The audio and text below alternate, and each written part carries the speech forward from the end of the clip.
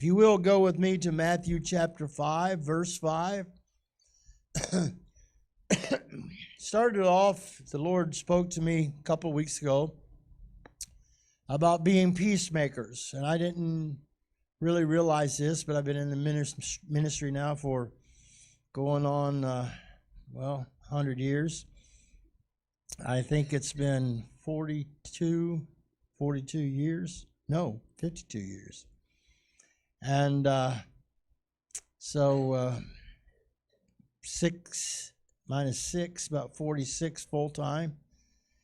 And I had never, ever really taken the time to, I've memorized them from being a child, but I'd never really taken the time to actually preach, I don't think ever, in my entire ministry on what we call the Beatitudes. So after the first week, we started down the line with peacemakers. Then we studied about those that are poor in spirit. And then we talked about last week those that mourn. And some people have given me compliments, and I appreciate that on this series, and have voiced their opinion as to how much they enjoy it. And to be quite frank with you, I'm enjoying it myself because I'm preaching to myself also, and I'm learning. So what I'm speaking to you about today, I'm speaking to myself, and God's teaching me more about ways that I can improve on my Christian character, how I can become better and do better, or at least try. These are not messages or sermons. I don't like that word sermon, but these are not those type of sermons or messages that I don't think that we're going to jump pews over or run the aisles or anything of that nature, but sometimes it's good for us to just pause and learn. So if you would go with me to Matthew chapter 5 and verse 5, and let's look at that today. It says, "Blessed are the meek, for they shall inherit the earth." So we want to talk about that today, meekness. I remember hearing a story of a well-known preacher that was walking with his son. A man approached him and started talking to the preacher. At one point, the man asked the preacher his opinion of another man, and that had been at great odds with him.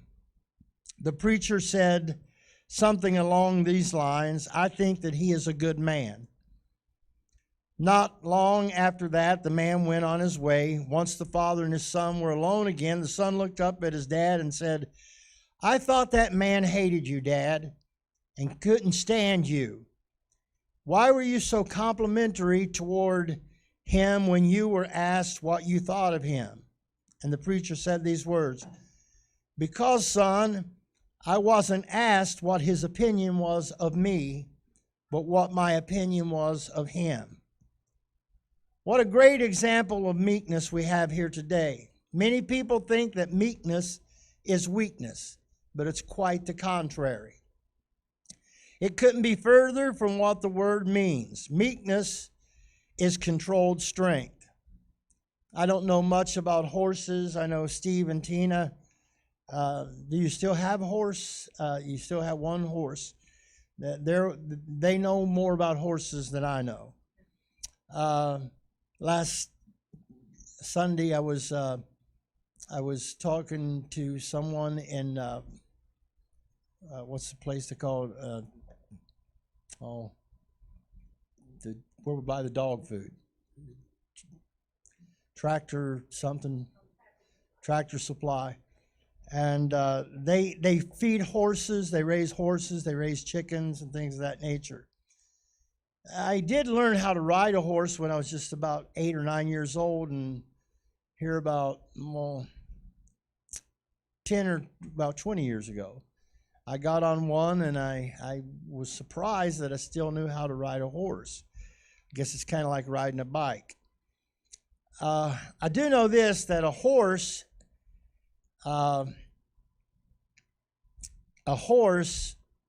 hasn't lost its strength, even though it is restrained.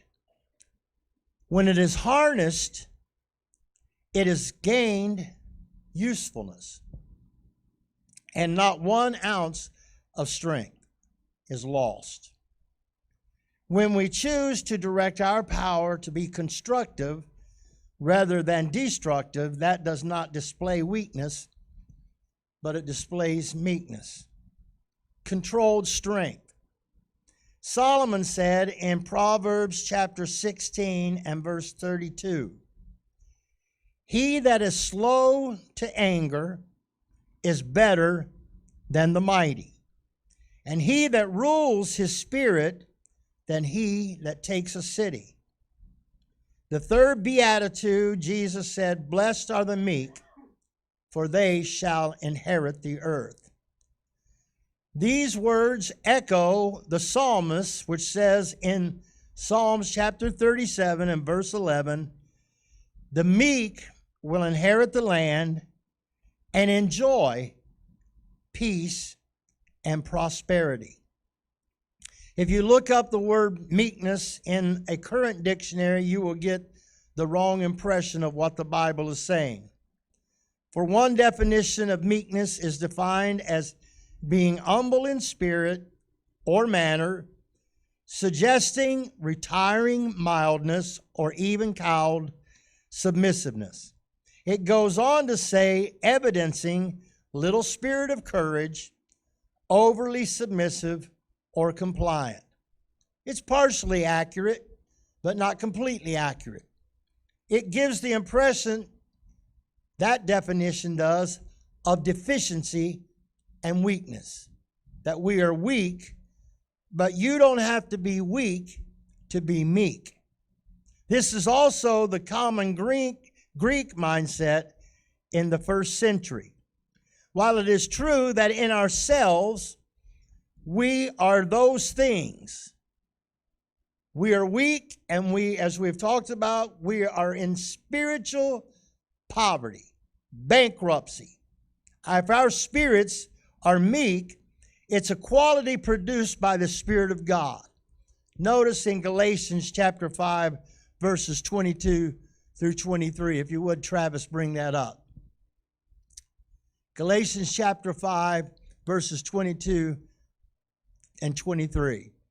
We refer to these as the fruit of the Spirit. But the fruit of the Spirit is love. The fruit of the Spirit is joy. The fruit of the Spirit is peace. The fruit of the Spirit is long-suffering. It's gentleness. It's goodness. It's faith. Verse 23. It's meekness. It's temperance. And against such, all of these things, there is no law. So what God develops within us is not deficiency, but it is adequacy. I can't do it by my own self, and I come to the place to where I'm meek enough to admit it, that I just can't do it. I don't know, those of you that remember, when I was younger, I don't know if they still do this or not in gym, but I remember our first encounters with what they called the bull rope. Anybody remember the bull rope? And to be quite frank with you, I wasn't very good at that at first. And I couldn't get very far up before I gave up. But I eventually made a mindset that, you know what, that I'm going to keep on trying.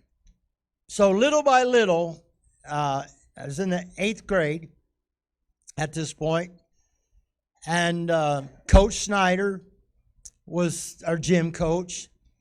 And little by little, we did it drill after drill, and eventually I made up my mind that if I could, that I was going to eventually reach the top of the gym. I was going to make it all the way to the top. And I tried, and I tried, and I tried. And I kept up in my mind, I said to myself, I don't think I can reach the top yet. But if I can just get 1 or 2 more pulls on it this next time.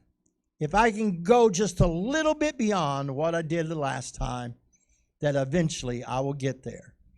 And so, sure enough, little by little, one day, I never will forget the day that I did it. I finally reached the top because I had tried, and I realized, you see, in my weakness, I realized how weak I was, and that I was determined that somehow or another I was going to reach the top. And I believe it was even a lesson that God was teaching me, that if you keep on trying, you'll develop strength enough to accomplish it. But you can't do it by your own. I am inadequate. A friend of mine, he just recently passed away. He played in the NFL. His name is D. Hardison. His number is retired at the University of North Carolina as a defensive end. His jersey is retired. He played with Lawrence Taylor. And D is a great friend of mine, but I never will forget D talking about when he came and he mentioned, and when he played in the NFL, he played 9 years with the New York Giants, a couple of years with the Kansas City Chiefs, and a couple of years with the San Diego Chargers at that time. And never will forget D telling the story. He was considered the strongest man at the NFL. There are guys that have surpassed that now that do much greater. And but he was the strongest man in the NFL, and I've seen D at times bench press 500 pounds, take 6 months off and come into the gym and bench press 500 pounds. But I never will forget him telling the story about how that when he first started lifting weights, he was in high school, he kept on talking about how he couldn't lift 200 pounds. And so he decided that he would put 205 pounds on it, on the bench, on the bar. And the next thing you know, he was bench pressing 200 pounds. Then he said, and I'm sitting here and I'm thinking to myself, when's this guy going to stop? And he was steroid free. And then he said, the same thing happened to me when I reached 300 pounds. And he said, then the same thing happened to me when I bench pressed 400 pounds. I put 405. And so the next thing you know, the guy was bench pressing 500 pounds. But Charles Swindoll says these words: "It is our deficiency and weakness that drives us to Christ, who is our strength." I love that saying. Let me say it again. Again, Charles Swindoll. "It is our deficiency and weakness that drives us to Christ, who is our strength." It's not what I can do on my own, because I can't do anything on my own. But when I realize that I am weak, he becomes strong. The Apostle Paul dealt with that his very self. In my weakness, he says, I have found strength. So it's not a shame when you look at yourself and you say, I can't do that by myself. But at the same time, when I realize and I put Christ into the equation, it lets me know that Philippians chapter 13 takes over in my life. And it says that which I cannot do by myself, that which I cannot accomplish by myself, that thing, that task, that when I can't do it, all of a sudden the attitude comes, the meekness part of it is it's not Dave Hutch. But when God takes over, Philippians 4:13 says, I can do all things, how? Through Christ that strengthens me and gives me the strength to do it. I never will forget when I was called into the ministry, and God called me, and it was his definite calling. And I looked around and I said, God, I can't do this. I can't do this. I'm not equipped. I'm not a great orator. I'm not a great speaker. I'm not qualified to lead. I'm not qualified to do any of those things. I never will forget sitting in the driveway of my dad, with my dad in his Chrysler Newport. And I was telling Jack and Judy this morning about how my dad had passed away at age 49, but we had just come home from one of his dialysis treatments, and I would go down and I would spend time with him. And I took all of my dreams and aspirations of sports and everything else, and I felt like that it was more important to be with my dad than to pursue any type of sports career. And I just come home with him, and we had a long talk about the ministry, and I just felt my call into the ministry, and I was telling my dad of all of my weaknesses and all of my strengths, and I looked at him and I said, Dad, I just don't believe that I'm a leader, and I don't believe. He said, David, son, he said, you might not be a leader yourself, he said, but God can make you a leader. And so when maybe the pastor comes to you, or there's something that's laid upon your heart, and you're called into the mission field, or you feel like that you need to do something. You feel like that you need to accomplish something for God. And the devil will come to you and he'll try to tell you, you can't do that. And that's not such a bad thing for you to feel like that maybe you can't, or you don't have the ability. But here's the fact of the matter, is that God will not ask you to do anything that he will not equip you for the task and give you the strength for whatever he calls you to do. We were talking in Sunday school class this morning about, going and visiting and knocking on somebody's doors and some people's doors and inviting them to church or doing whatever, or sharing them the love of Christ. And some people don't feel like that they're equipped to do that, or they can do those types of things. And I have a friend of mine that he had a bad stuttering problem when he was younger. And to hear him today, you'd never know it. It was he felt like he couldn't talk in public. He couldn't do anything like that. But he retired from his business, and he owned a great business, and he could sell, and he could speak and do all those things. But the fact of the matter is this, is that you might have what you consider to be deficiencies and inadequacies in your own abilities. I can't do this. I can't do that. It's okay to admit that you might be limited, but it's not okay to quit and not try. Because when you say, okay, I'm meek enough to admit that I just don't have the strength. And like the horse with the harness, the harness doesn't take away the strength, of the horse. It just gives it the restraint that it needs. In our deficiency and weakness, it drives us to Christ. The Greek word for meek is pros, Praus. And what it refers to is mildness, gentleness of spirit, or humility. And what we fail to understand is that a gentle, humble spirit has an exponentially larger impact than what a pushy, forceful, aggressive one does. You push someone long enough, they're going to push back. Isn't that kind of like our nature? No one's going to tell me what to do. I remember those of you that the story, or have you ever watched Everybody Loves Raymond? Anybody? I was a big fan. Do you remember the episode where they had the suitcase? And one expected the other one to take the suitcase up the stairs and put it into the bedroom. They both knew it was there, but they both were going to prove to the other one that it was their duty and their responsibility. Until finally, Raymond puts a piece of stinky cheese in the suitcase.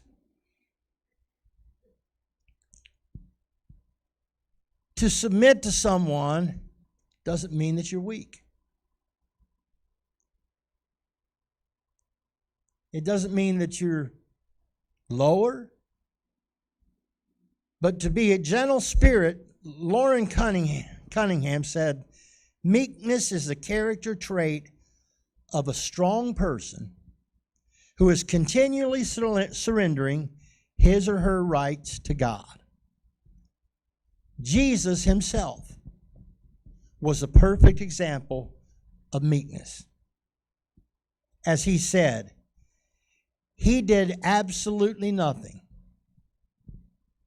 except what his Father told him to do.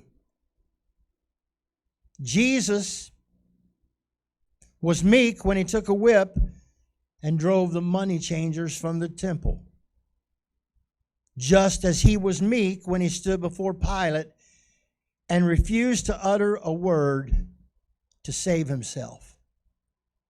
He could have put a plea out there. He could have done anything that he wanted to do, but rather he chose meekness. This is an awesome invitation of our Savior to every individual.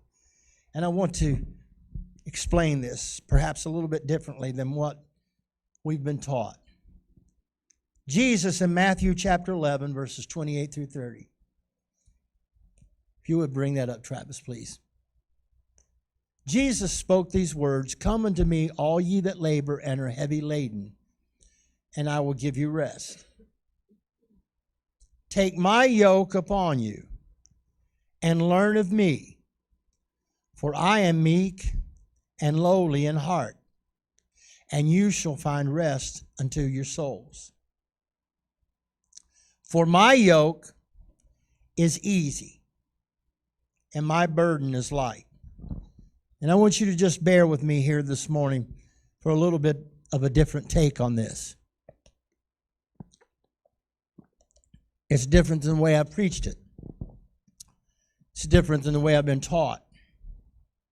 It's different than probably the way that you've been taught. I know that the reference of the yoke and the oxen, and we're talking about that, how we've had it explained to us about how our burdens are so heavy, and that Jesus wants to give us a yoke that is easy and that is light. But notice how he explains this. "Come unto me, all ye that labor and are heavy laden." And then he says, "I'll give you rest." And then he says these words, "Take my yoke upon you." But here's the little part that I think that maybe our twist on it has been perhaps a little bit off target. "Take my yoke upon you," and then this is what he says, "and learn from me." In other words, learn from me and my example. And then he says, "For I am gentle," or "I am meek and lowly in heart, and you will find rest for your souls. For my yoke," learn from me, "is easy, and my burden is light." We're all familiar with an egg. And this is my take on this. People that get on this health kick, they're fat-free and low-fat and just going to eat egg whites. The yolk of an egg, and I actually believe this is more within context of what Jesus was talking about, is that the yolk of the egg is important. The yolk of the egg yolks are the nourishing nucleus of the egg. And they contain nutrients such as essential fatty acids, vitamins, proteins, and minerals. And egg yolks are rich, flavorsome portion of the egg. And not only are that's the egg, but we also know, those of you that bake, what are eggs good for? Why do you put eggs perhaps in a meatloaf? Why do you put eggs, which I do, why do you put eggs into your ingredients when you bake a cake? Why do you put eggs into different things what does it do? It holds it together, correct? It helps bring substance to it. So here's the turn when Jesus said this. He said, my yoke is easy. My burden is light. And what he was saying to them is, look to me because I am meek. And then he says this to them. He says, learn from me. So what's this telling me? When Jesus says, take this yoke upon, take my yoke upon you, he's saying that when we yoke with Jesus, we come together with Jesus and we yoke with Jesus, we find rest. And as we rest in him, we learn his heart.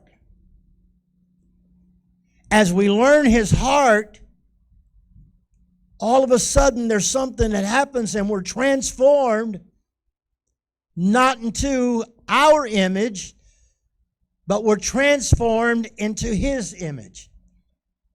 If you would, the Apostle Paul talks to us about how that we look in a glass, or that word glass being a mirror. And as we look into a mirror and we look into, I don't have my hard copy here today, I have my iPad, but we look into his word. That is the mirror. And as we look into the mirror, we learn more about him. And as we learn more about him and we learn how to take our lives and try to pattern our lives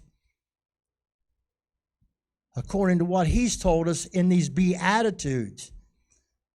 When we become a peacemaker, when we realize that we are spiritually bankrupt, and we learn that we mourn and we suffer with those that suffer, and we feel compassion for others. And now when we take upon the yoke of Christ and we look in that mirror, slowly but surely, that our image, we see, like right now, it's clear, it's not clear.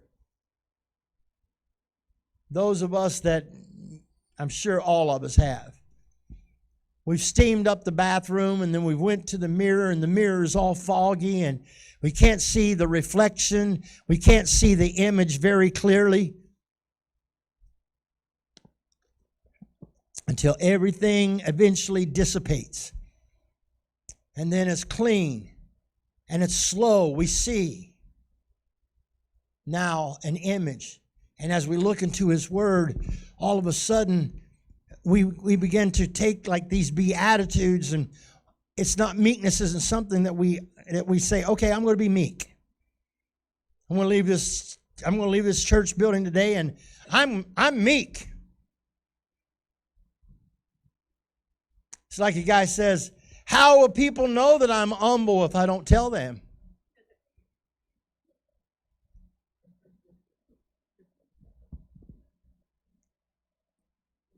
It's not something that we just automatically say, okay, I'm going to do this. I'm going to be meek.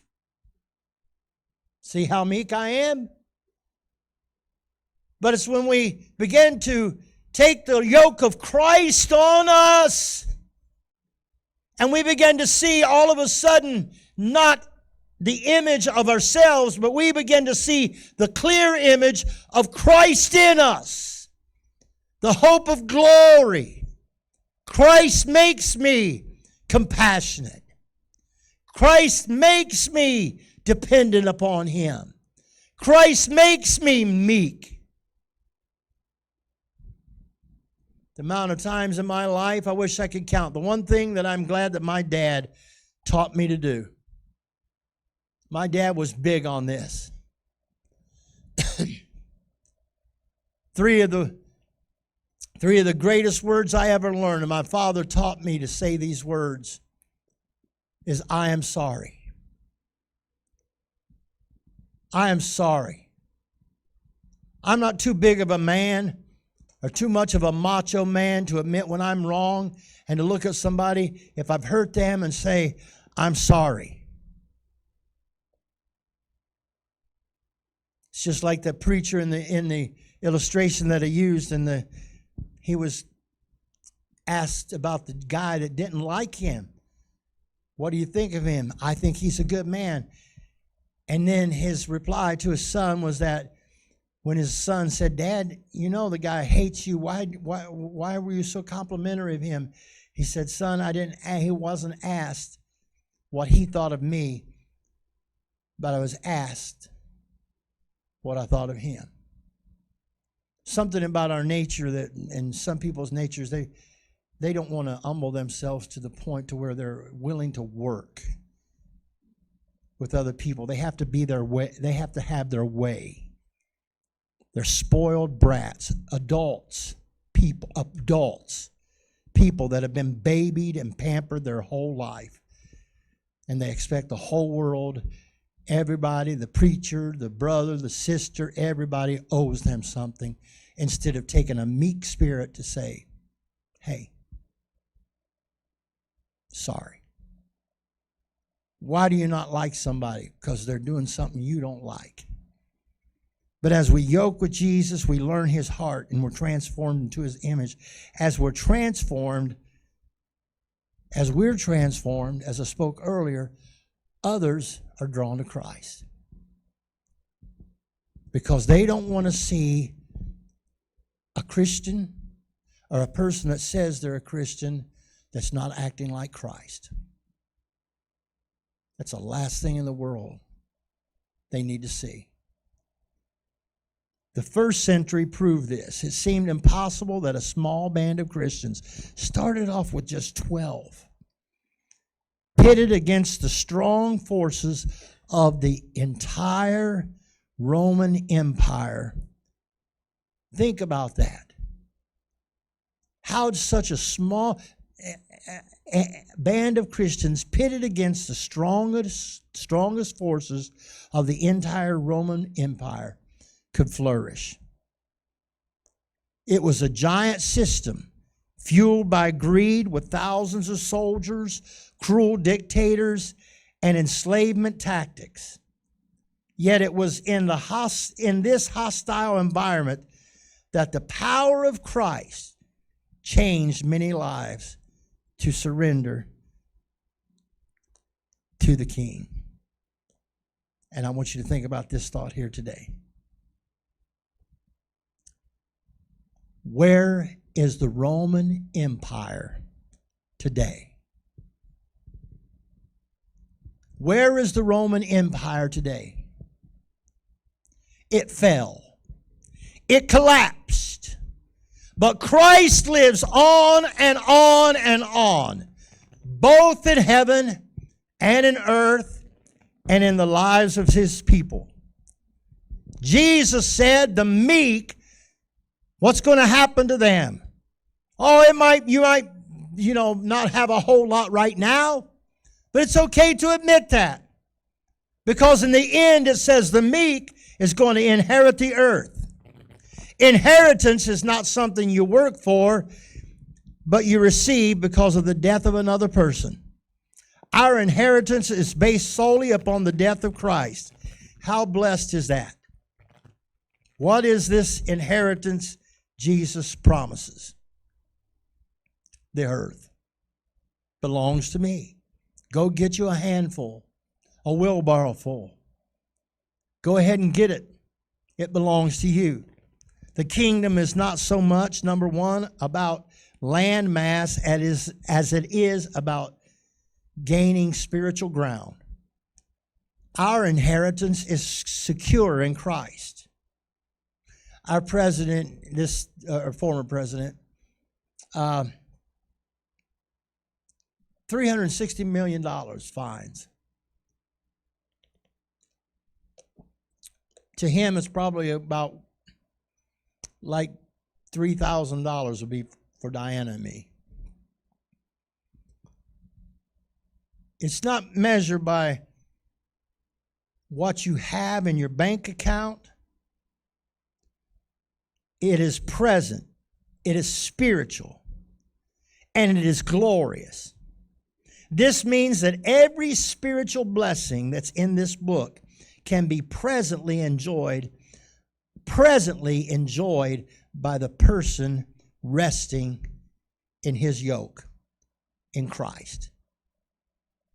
You're spiritually rich. If you're in poverty, you're spiritually rich. Secondly, and I'm closing with this, the idea points us also forward to a glorious day when Christ shall reign in peace and righteousness here on this earth. Presently, this world is under the curse of sin.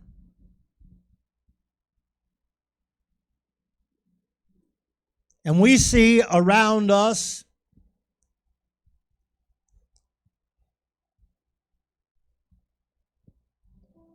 the world is under the curse of sin, and we see all around us nothing but turmoil and disarray. It's everywhere.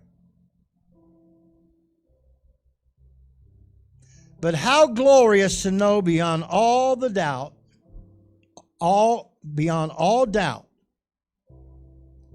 that one day we will with Christ inherit the earth.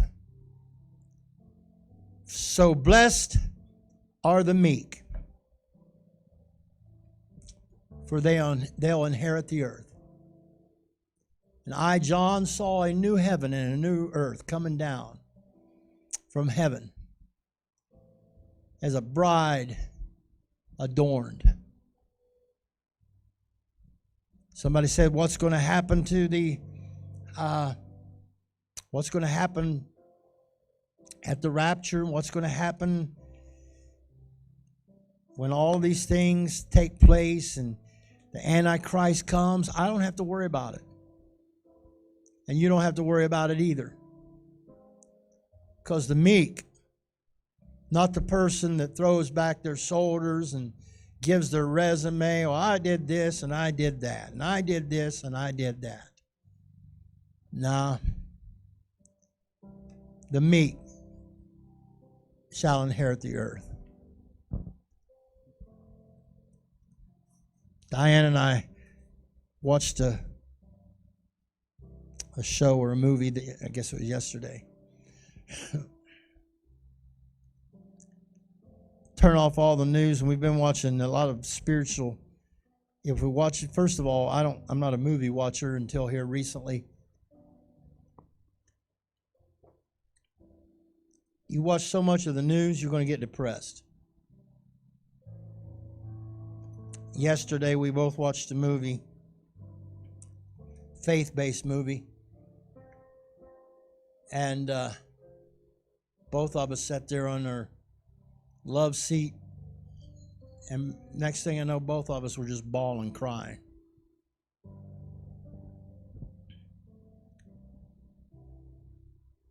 Something that touched our hearts.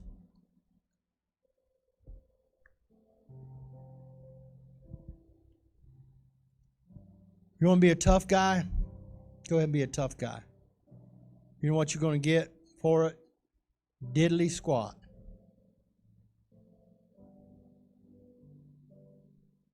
Going to have a tough spirit.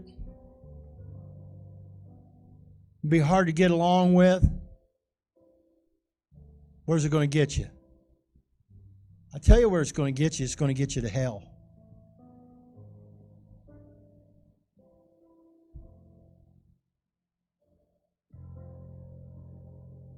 But if you want to get to heaven and you want to inherit God's kingdom and the earth,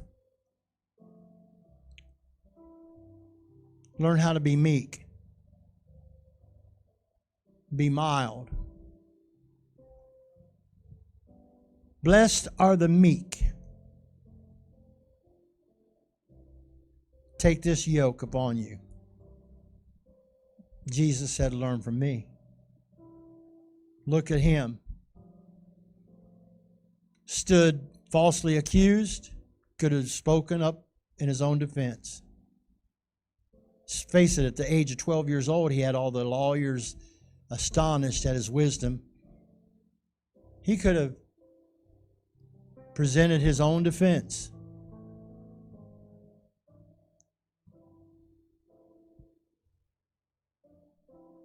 Stood before Pilate. Yeah, he could have gotten out of the whole thing. Jesus said, we're going to get into this later, he was falsely accused. That's one of the Beatitudes. Blessed are you when men shall revile you and say all evil against you falsely for my sake. Bless. Be glad. Rejoice. For so persecuted they the prophets before you. But Jesus says, hey,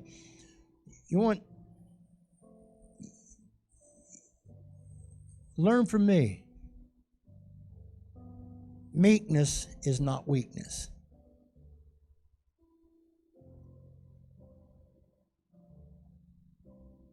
Take my yoke upon you, and learn from me. He didn't say, look at how strong I am. Look at all the stars that I hung. Look at everything that I've done and accomplished. He just said, learn from me. Being a man that in every way was tested as we are tested. Do you understand that? That if he was tested, he was tested with lust. He was tested to get vengeance and get back at someone or prove a point or hold a grudge. He was tempted to do all of those things. But even though he was tempted to do so, he chose not to. So Jesus said, learn from me. The meek, blessed. So if you feel weak, if you feel inadequate, you don't have to feel that way. All you have to do is feel blessed. I don't know why I'm telling this story, but it's funny how we progress in life. And we've progressed, and our children and our children's children have progressed. And my grandfather, he loved to have his feet rubbed. I do too. Can't find anybody to do it. So, and I'll tell you, so my pawpaw, Estep, he'd say, David, if you rub my feet, he carried a pack of chewing gum in his pocket. Wrigley Spearmint chewing gum. He said, and then on that front porch glider there at 220 Ohio Avenue in St. Albans, West Virginia, he said, David, if you rub my feet, I'll give you a stick of chewing gum. And I'd rub his feet, just knowing he was going to give me a piece of, and sure enough, he did. He would give me a stick of chewing gum. So I got older, had a daughter, said, Brianna, would you rub my feet? No, I'm not going to rub your feet. I'll give you $1. No, I'm not going to rub your feet for $1. I'll give you $5. Nah. Not enough money to do it. I think I could have offered to buy her a car. And she wouldn't do it. I've told you this story before, but when I traveled with my father in the Lord, when I was a little boy, I used to say, I'm not going to be anybody's shoe shine boy. Nobody likes to be a servant, do they? The attitude of most of the people in the world nowadays is that you owe me something. You got to give me something. What does Jesus owe you other than what he's already given you?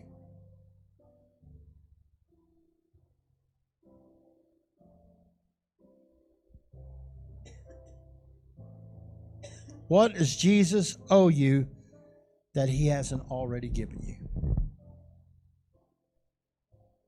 Blessed are the meek, for they shall inherit the earth. I'm not going to go that other direction. I was getting ready to go. Would you stand with me today? One thing you have to like about this series is that they're short. Next week, Diana, she'll probably go another direction. Then we'll come back to this series of the blessed.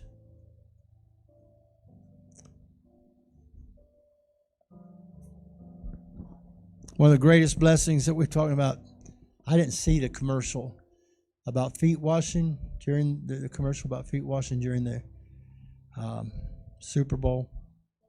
Used to say, I don't want to be anybody's shoe shine boy. One of the greatest things in my life, lessons in my life, was when my father in the Lord and I was traveling with him. I said, Brother Wilson, I'm going to polish your shoes. No, David, you don't have to do that. I know, Brother Wilson, I don't have to do that, but I want to. I want to polish your shoes. You know what? If it would make you feel better here today, I'll polish your shoes.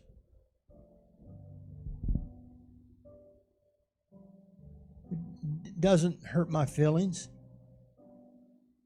If I've got something that you need, I'll be willing. Yeah, so what?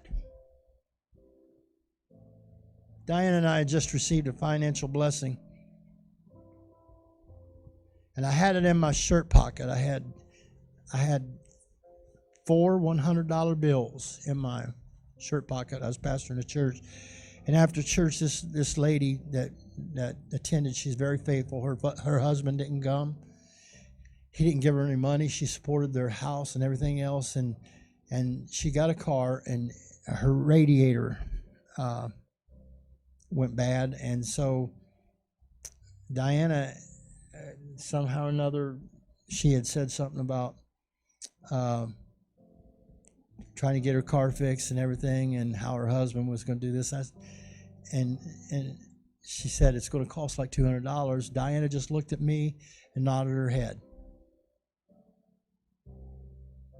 I knew what it meant. So I reached in my shirt pocket and I pulled the $200 out and I gave it to her. Said, get your car fixed. Blessed are the meek, for they shall inherit the earth. Kim, I tell the story because he told me, my friend, and that you gave him a piano. Dennis Wilson, several years ago. What'd you get for your birthday this year? A piano. Blessed are the meek. Doesn't mean I'm going to get a big paycheck. Doesn't mean I'm going to get a raise. Doesn't mean I'm going to do anything. But one of these days, I'm going to inherit the earth. It's mine. It's yours too. If you learn to just be meek. Lord, we love you today. Would you get someone by the hand?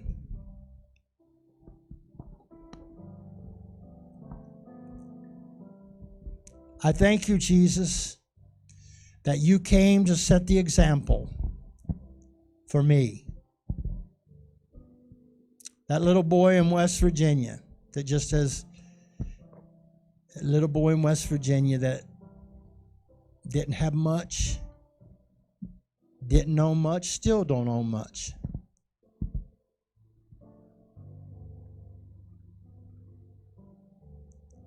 But in my poverty, Lord, you came to my life and you made me rich. And I know that the blessings that you have for me are beyond what I see before me right now. Any material possessions that I have, Lord, they're just temporary. But I thank you for this promise, and I ask you, Lord, help me to be a servant. Teach me to be meek and give and bless without expecting anything in return. No strings attached. Help me, Lord,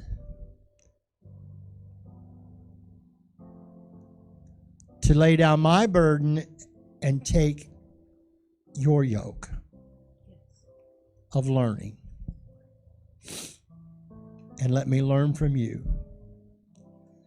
that when people don't like me, Lord, I still have to love them back. When people are rude to me or try to be cruel or try to do damage, that, Lord, I don't try to reciprocate their actions back to them. Teach me to love as you loved. Teach us all to be silent when we need to be silent and speak up when we need to speak up.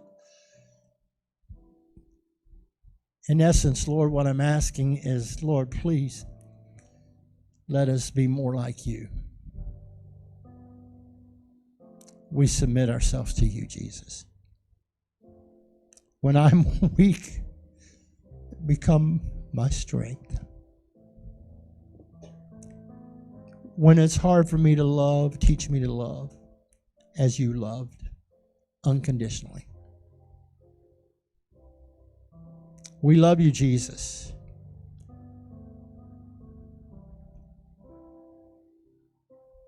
Would you just look up to him and say, blessed are the meek, for they shall inherit the earth. They shall inherit. Amen. God bless you. I forgot to make this announcement earlier. Carrie, do you want to share? It's in the announcement page. There's some food. Is that correct? Do you want to share it? Potatoes, hot dogs, gallons of milk. There was some beer burger, sweet potatoes, Onions, a lot of onions, some eggs. and watermelons and eggs. So please help yourself, because whatever is not the mood today, I have to take home with me. I don't need this stuff. Okay, so it's free food. Yeah, there's lots. There is lots. Yeah. Lots. And it's donated. So go over there and get your share. Also, happy anniversary to the Snyders, 25